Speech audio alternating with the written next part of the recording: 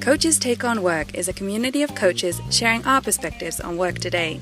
Come for the spicy takes and stay for the quick tools and tips. Find everything from best practices in management and leadership to our thoughts on trending topics in work and some fun things you may not be expecting.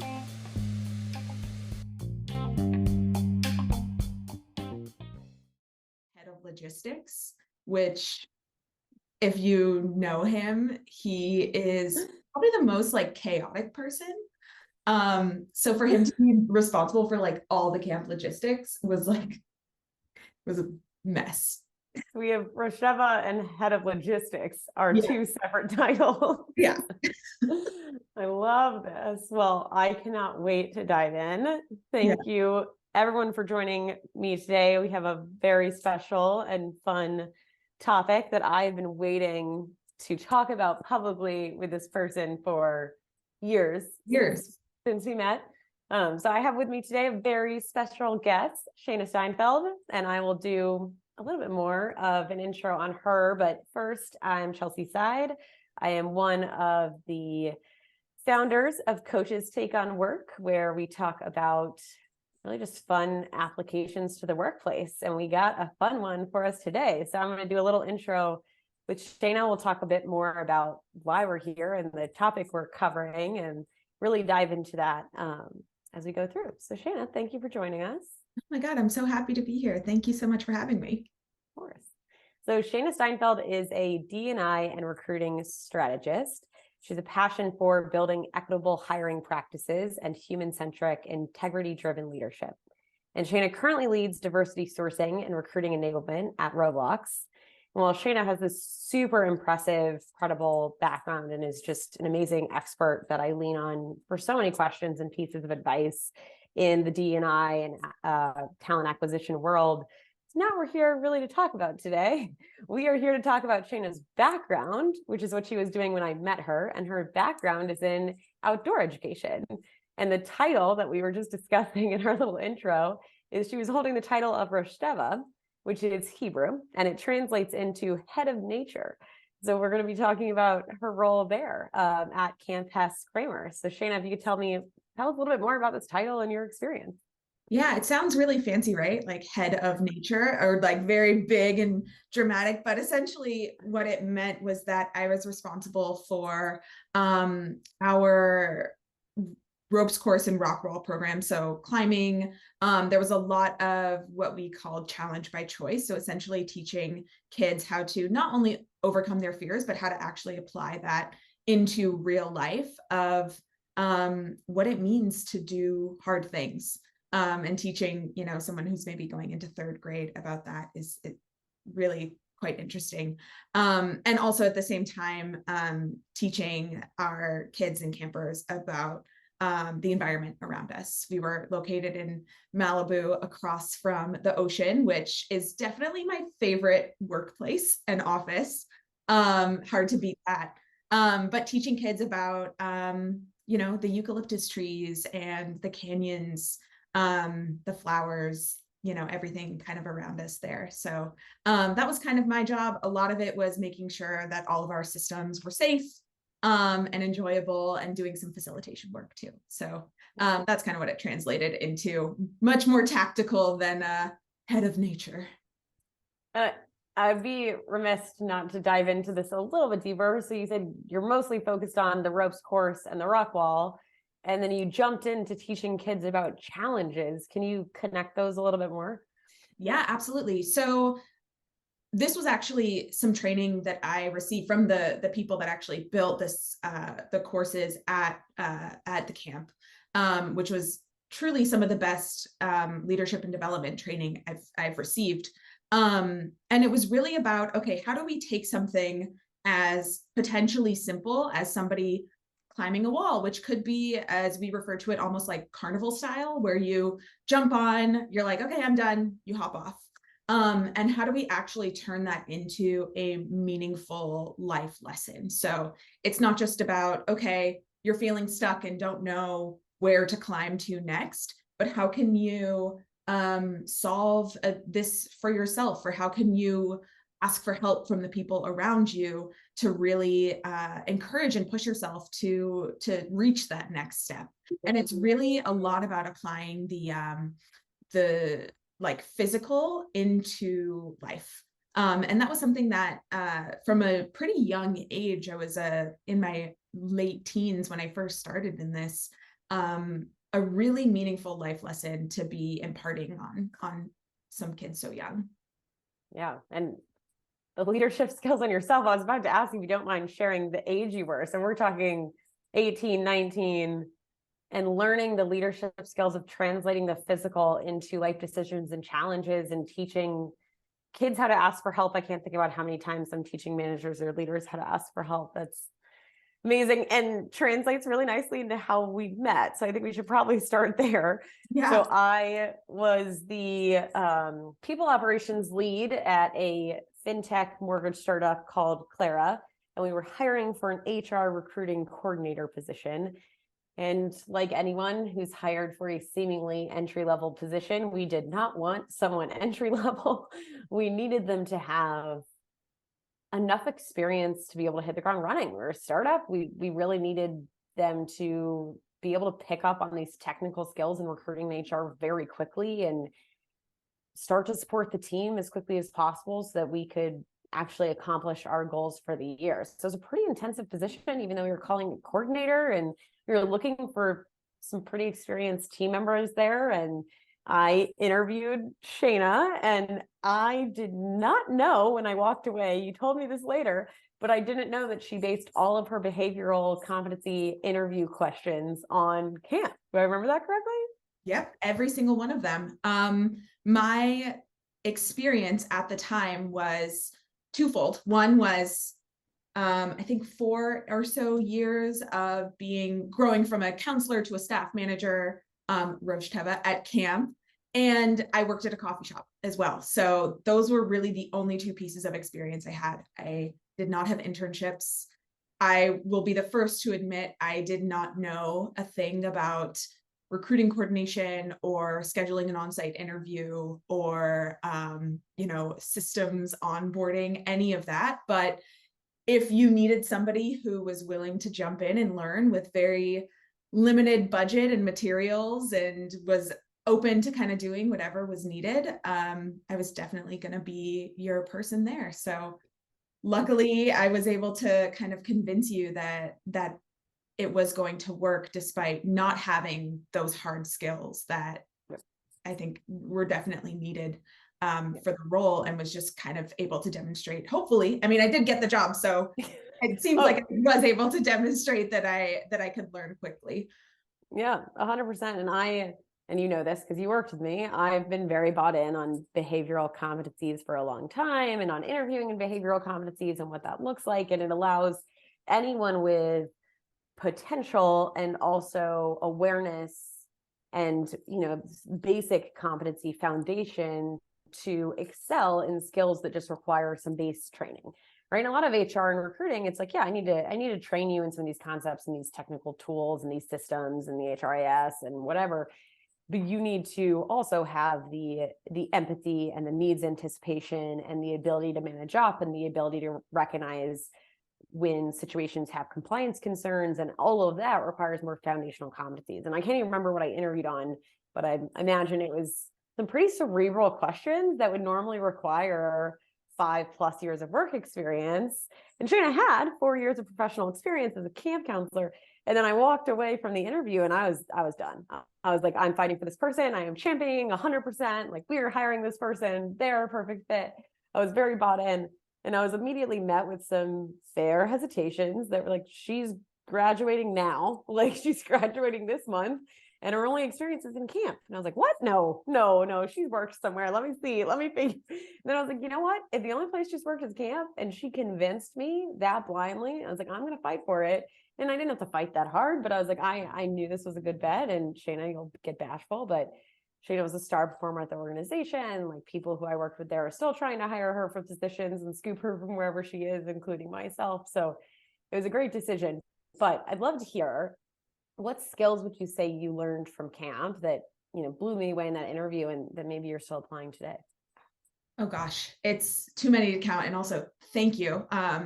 I'll make you a little bit bashful too and say, not only for you to take a chance on me, but also give me that full trust and respect to learn and grow and coach me as well, but really hand the reins over to me. When folks ask me how I've gotten to this point in my career, I look at our work together at Clara as one of the main reasons why. I think I was able to learn very quickly and learn a lot about different parts of the recruiting and the HR process. So the feeling is very much mutual, Chelsea. But back to your initial question of what I learned at camp, there were so many things. I think from a more behavioral perspective, learning how to work in ambiguity is one thing that I continue to navigate in my career. And it's something that I learned very early on. When you're working with kids, those who are around kids or have kids know that they're hard to kind of pin down, their emotions or their behaviors. Every day is going to be something new. So leaning into that ambiguity and knowing how to be flexible and pivot on a dime. Those were things that I learned very early on, both working at and being at camp. I was also a camper there. You're in a new environment. Things are a little bit awkward and weird. You're sharing a bunk with, I don't know, 10, 11 other people. So you have to learn to adapt pretty quickly. Outside of that, being a thoughtful communicator and, working with people that maybe are not operating on the same plane as you. Working at camp, this is quite literally, they are working, kids are on a different plane than you. They're coming with a different kind of mindset. And you have to really approach from an empathetic kind of coaching point of view. I think a lot of that also will happen in the workplace as well, where people are operating from maybe different technical backgrounds or different communication styles, different countries, different languages even, and you have to find a way to have that common ground so that everyone can move forward together. Outside of that, on a like technical and hard skills note, I've been writing programs since I was 18 years old. I'm now in kind of a program manager role where I'm writing programs that have objectives, goals, metrics, milestones, budget, materials, all these things. And I was doing this again when I was 18 years old. Different context, right? I'm writing an evening program for a group of 75 kids, and the materials might include things like water balloons and golf pencils and butcher paper. And now it's definitely on a different level, right? I'm hosting a training for 200 people right now. So different kind of content here, but the format is the same. And to be thinking about things like, okay, how might I take something on paper and turn this into an actual real life tangible thing is something that I've been thinking about for so long here. And so whenever somebody was saying, oh, you worked at camp, you're never going to be able to translate that into real life, I could not disagree more. I think I got so much hands-on experience and was able to just kind of take all of this and just translate it into a corporate setting. Yeah. Now you all see why I hired Shayna right away on the spot and fought for her as a champion. And I want to dig into this application more because I love how you describe it, even there with the water balloons. So the way you've told to me before, so your end user at camp or your audience was kids, and your end user or your audience in work today, adults, of course. But in either world, you talk a lot about how the goals are the same and a lot of things are the same. Can you share more about some of those similarities? Yes. And the adults that I have worked with and now work with might not love this, but and adults really are the same in a lot of ways. I remember even going back to Clara, we had somebody come and clean the whole office. It was, I think, around flu season, and wipe down everyone's desk. And one person had a bunch of like glass bottles on their desk and got really upset that the glass bottles were recycled and thrown out. And I have seen very similar behavior and interactions with kids when something changes in their environment without getting that heads up or that warning or that communication. It's the same kind of reaction. And in both, someone wanted to be heard. They wanted someone to acknowledge, like, hey, we did something. Maybe you weren't quite aware of this, or it wasn't communicated in the best way. We acknowledge that. How are we going to best move forward? It's the same with kids and adults here. And so while I don't approach things necessarily the exact same way in the workplace, I'm not, getting on someone's level, which is what you should do with kids when you're talking to them, try and get down to their level, take off any like sunglasses so you can communicate eye to eye. I might not necessarily be like, hey, buddy, to somebody at work. But the end goal is still the same, where the people that I work with and support and build programs for want to feel valued. They want to feel like their needs are being met and heard, and they want to feel supported. And those things are going to be the same, I believe, in any kind of career I have now or in the future. It's always going to be building things that make sure that the end user feels that kind of like cherished and heard and supported in that way, regardless of the kind of content. Totally. And on a less serious note too, but I think serious impact, and it's one of the reasons you're so effective, working with you is fun. Even in the worst of times, and we went through challenges, right? It was a post Series A startup that ended up going through an acquisition and having an exit while we were there together. And I think you got some job offers while we were there together, and we had some ups and downs moments, but working with Shayna is fun in all those moments. I'm curious, like, I'm guessing that has to come from camp some, right? 1000%. Here's the thing about camp is you are essentially on the clock almost every hour of the day. If someone needs something, you are playing a lot of roles. You're playing the caregiver, the like fun coordinator, the person who's making sure that everything is going right. So you have a lot of hats. And, again, I started working at camp as an 18-year-old. So not necessarily the most like mature and responsible caregiver, should I say. But not the one thing, camp has taught me many things, but that fun can be infused in absolutely everything. And I think you kind of, it's not just a nice to have, but it kind of taught me that it's a must have. It's like, to me, it's not reasonable to just expect a completely sterile work environment. And there's ways to infuse joy into everything. Be that, sending an email with gifts or little Easter eggs throughout them of, if you read this at the end, like, give me a yeehaw, just something silly. All the way to when we're hosting an event or something and finding ways to just make people laugh when it's 8 o'clock in the morning and everyone's exhausted. I think there's ways that you can just infuse joy in everything. And the thing that I learned pretty quickly in the corporate environment, and especially in recruiting, which is the field that I've primarily worked in for several years now, is that nothing is so serious that it can't also have some joy. And I want to be showing up as my most authentic self.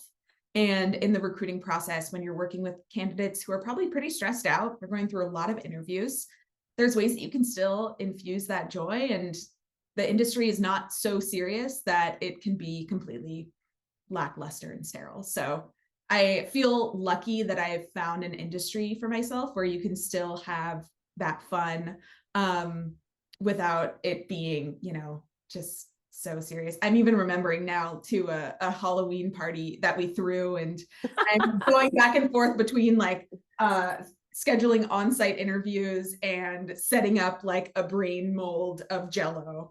And I remember thinking, I'm like, this is so fun. We're here, we're playing music, we're running around in the office while everyone else is working. And yeah, I feel lucky that you were receptive to that too, because other people I think could have been like, who did we hire? No, I do. I think the fun is so valuable. And it's of course easier when you're talking about the brain mold of Jello and the Halloween party, and especially with everything going on with hybrid work post pandemic, I think leaders feel a little like pushed or forced to like build trust and build relationship using those sort of like fun, stereotypes in your head of like happy hour after work or party or this or that. But it's truly unique, like your ability to create fun in the mundane, to create fun in the stressful, to create fun in the moments of anxiety and challenge. And the example you gave with the interview, right? Like candidates, that is anxiety, that is maybe mundane to them, that is definitely stressful, right?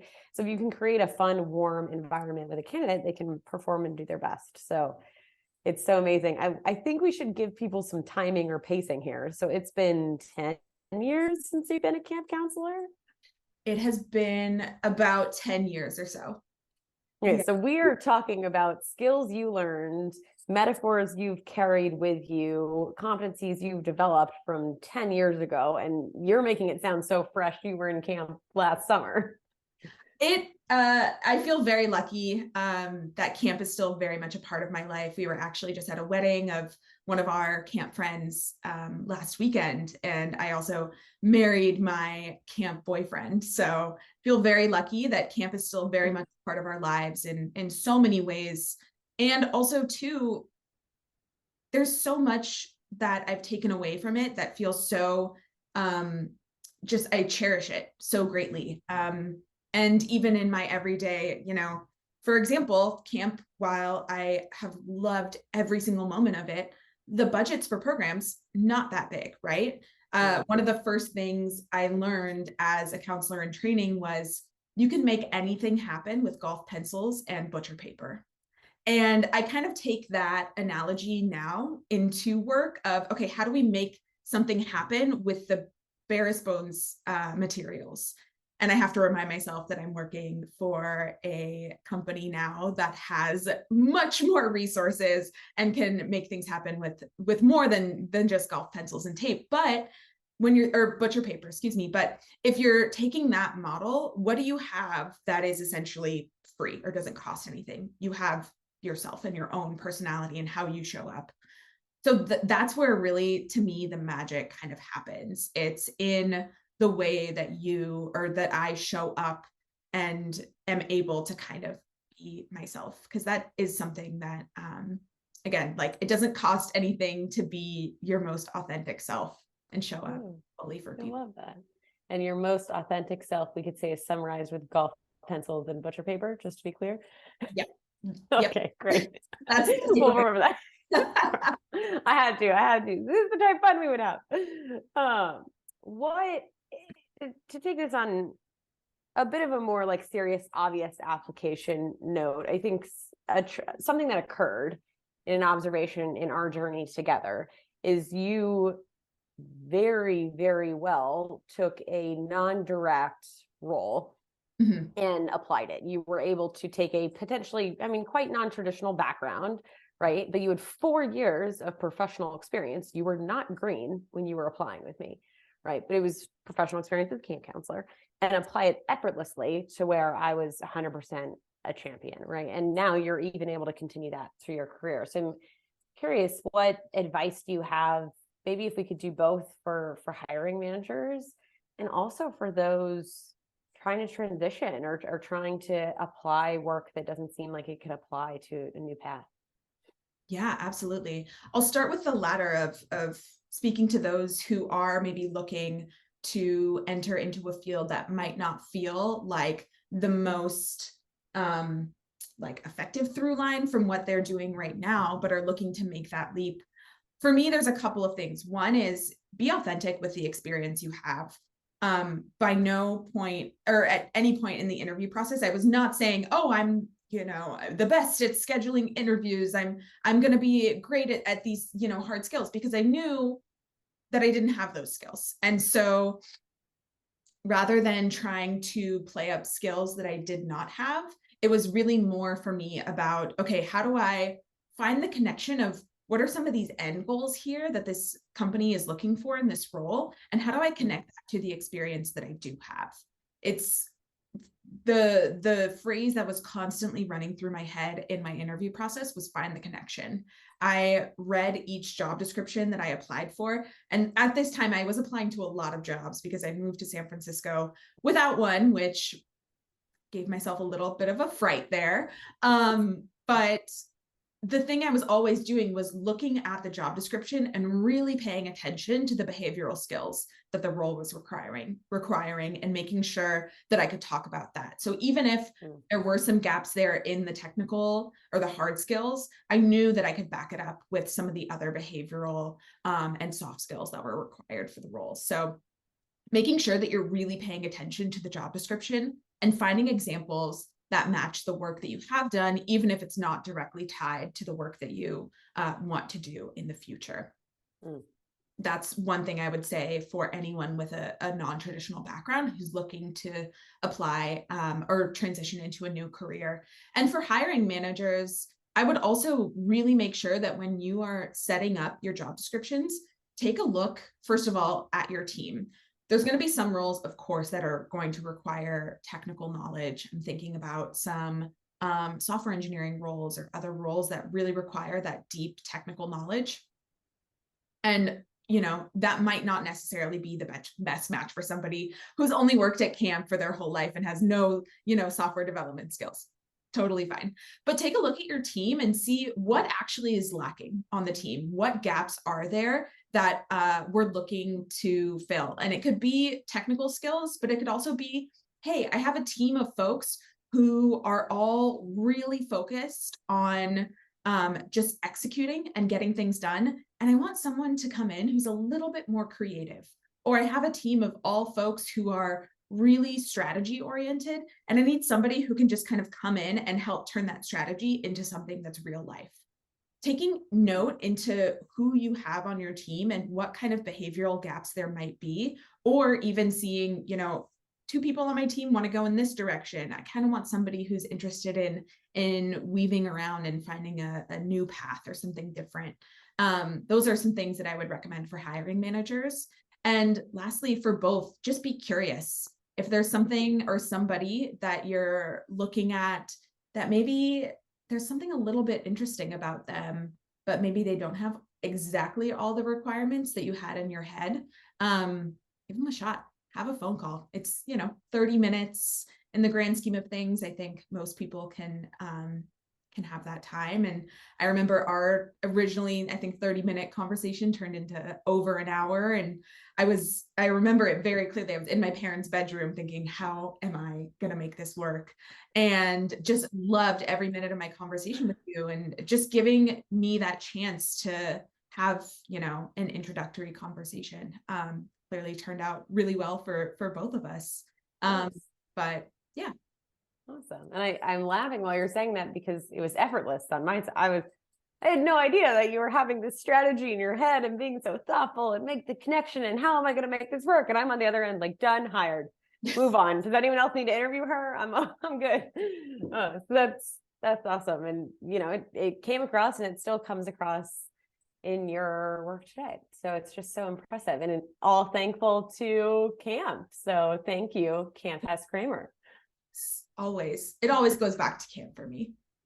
Well, special recognition and shout out there because that's just so amazing. And Shayna, I'll have your LinkedIn in the notes of our podcast episode today. So for anyone interested, of course, can connect with you, but more specifically, if people do want to connect or follow up with you on any topics, what would you be interested in chatting around? Good question.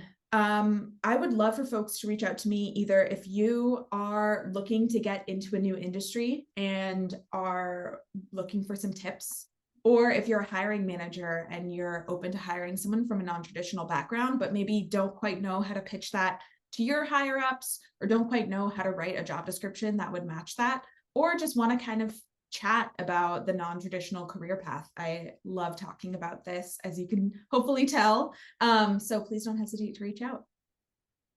Well, Shayna, thanks so much for joining us today and talking about this super creative and interesting journey you've had and how you apply Camp to work. I really appreciate it.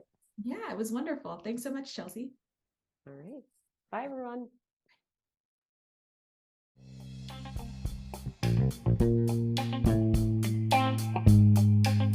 If you enjoyed this episode, subscribe to Coaches Take on Work through your favorite streaming service so you don't miss a future episode. We are Coaches Take on Work, and for this episode's hot take,